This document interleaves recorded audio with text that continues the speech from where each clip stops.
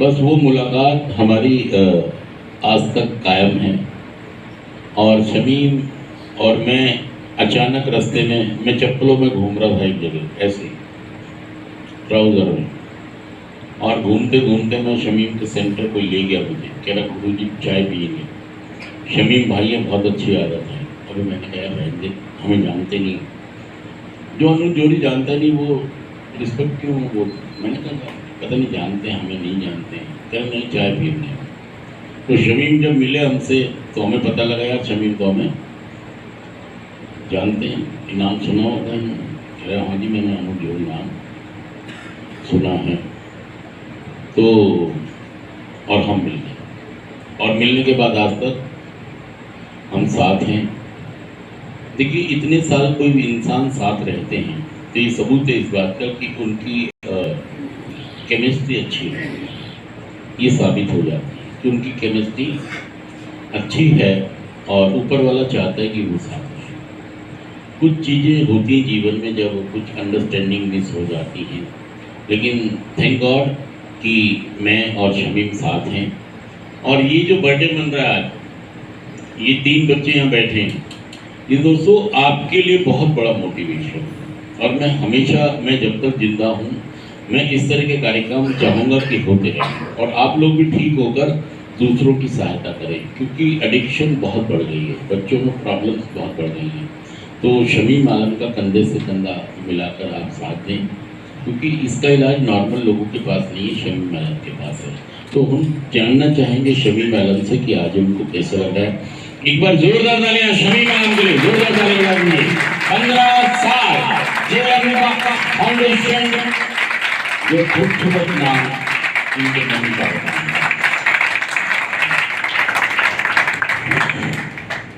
शुक्रिया गुरुदेव, बहुत बहुत शुक्रिया। गुड इवनिंग दोस्तों, मेरा नाम शमीम, मैं एक रिकवरी एडिक्ट हूँ। बस कैसे कैसे कनेक्शन कहाँ लग जाते हैं यार। अब ये बात कर रहा था हितेन, जब मैं इसको ला रहा था गुरुजी ने मेरे पास फ़ोन करा गया, शमीम जी हरकत करने लगा, इसको इसका इलाज करो। मैं लेके आ रहा था, इसके अंदर, बच्चे के अंदर एक खूबी दिखी मुझे। वो बड़ी खूबी एक ये थी कि जब मेरी गाड़ी में बैठा और मैं लेके आ रहा था ना, ये सच बोल रहा था। इसने जो जो मैंने इससे बातें पूछी ना, इसने सच्चाई, हालांकि इसने नशा कर रखा था मगर ये ऑनेस्टी बोल रहा था, अपने गुनाह कबूल कर रहा था और अपने जुर्म बता रहा था।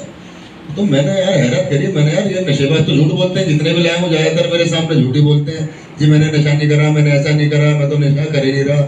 मगर इसके अंदर वो एक ऑनेस्टी थी उस टाइम पर कि मैंने भाई ऐसा करा, मैंने दीदी के ATM में से कुछ पैसे भी निकाले, दीदी को पता भी नहीं है, और मैंने ऐसे ऐसे करा। कुछ बातें इसने ऐसी बताई, मुझे क्लिक हुआ, मैंने यार इसके अंदर ईमानदारी अभी तक बाकी है।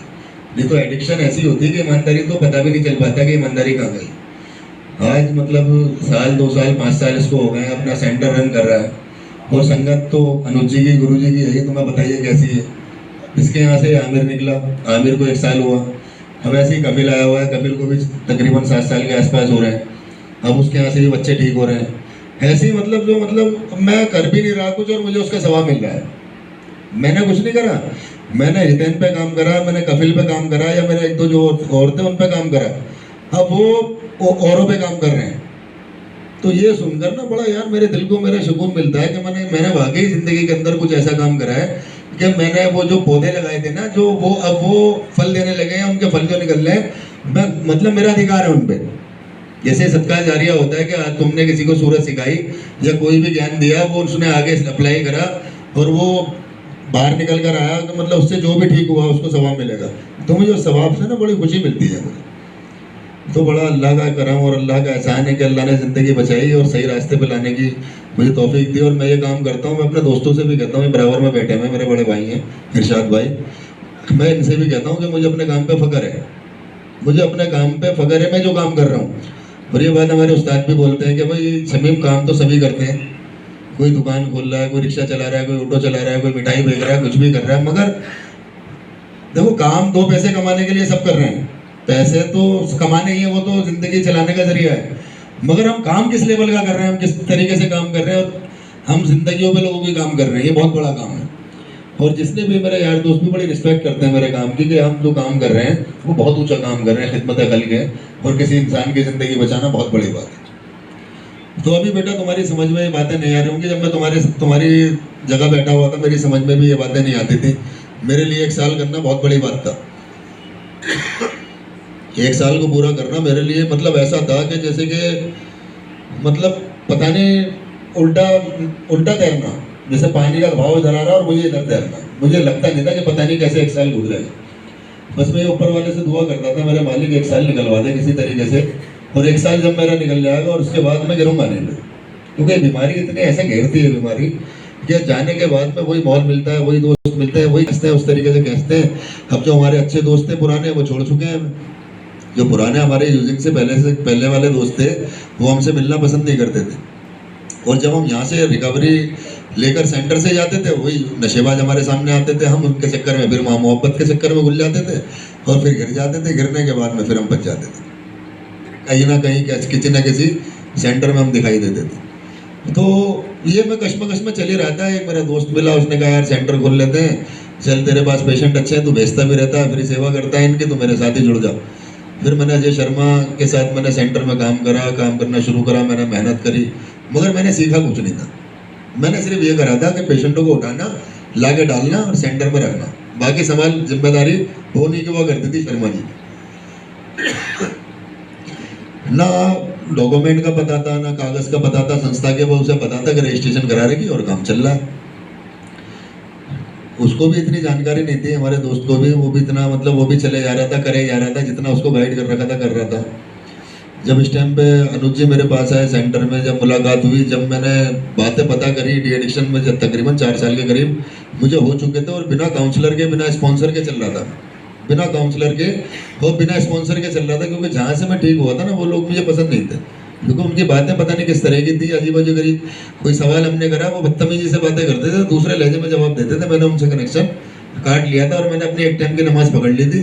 और नमाज पढ़ता था मैं और अल्लाह से मांगता था कि अल्लाह रिकवरी देते मेरे मालिक, और गलत काम से बचता रहता था। जब उस दिन किसी का पता नहीं, वो अजय नागर जो था, वो फरिश्ता था बेचारा, हमारे लिए वो इनको ले आया अनुज जी को, और कहने लगा जी अनुज जौहरी है। मैंने जी कौन है अनुज जौहरी? मुझे पता ही नहीं कौन है अनुज जौहरी। जब इन्होंने अपनी बात करी, एडिक्शन के बारे में बताया, मेरे डॉक्यूमेंट वगैरह के भाई क्या कर रखा है क्या नहीं कर रखा, जी मैंने कुछ नहीं, रजिस्ट्रेशन है, कह रहा बस और कुछ नहीं है। फिर बहुत सारी बातें इन्होंने गहराई की बताई। तो मैंने यार ये आदमी मिला है सही, ये आदमी मुझे मिला है भाई, क्या मतलब जो मुझे कुछ दे सकता है। नहीं तो आदमी जो मुझसे आते थे वो लेने वाले आते थे, मैं उन्हें ज्ञान देता था। जब मैंने देखा तो मैंने हाथ जोड़ लिया, मैंने यही है भाई, तुम ही हो भाई सब कुछ। तो तब से मैंने इनका हाथ पकड़ रखा है। और अल्लाह का बड़ा एहसान है, अल्लाह का बड़ा करम है, वो अल्लाह ने भेजा था इनको मेरे पास। और आज से जब से आज तक मैंने छोड़ा है, मैंने छोड़ा नहीं। क्योंकि भाई काम का आदमी जब मेरे मिल गया, मैं क्यों छोड़ूंगा।